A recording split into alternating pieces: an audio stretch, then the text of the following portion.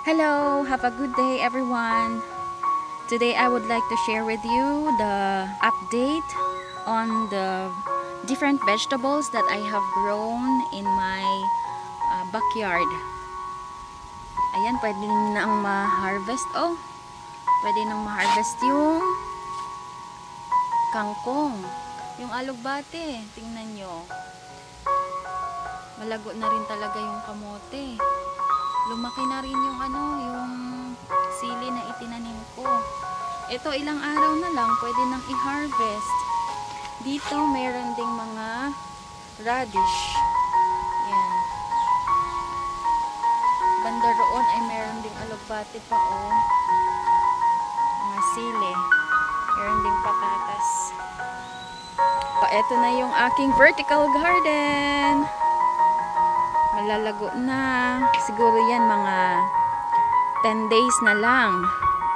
Pwede nang ma-harvest.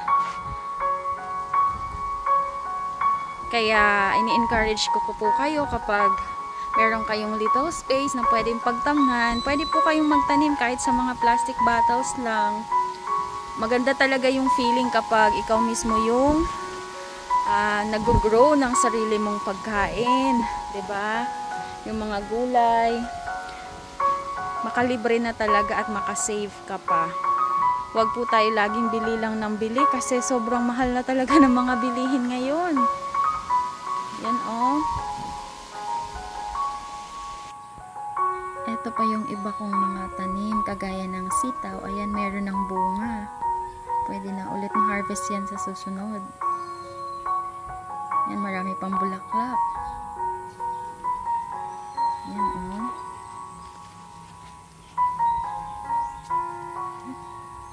marami din talaga siya kapag namumunga yung klase ng sitaw na to.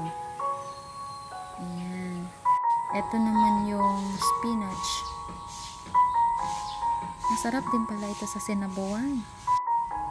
Nagtanim din ako ng kalabasa. At mga ampalaya. Meron ding patola, pinagsama ko na. So, ayun lang po. Maraming salamat. God bless.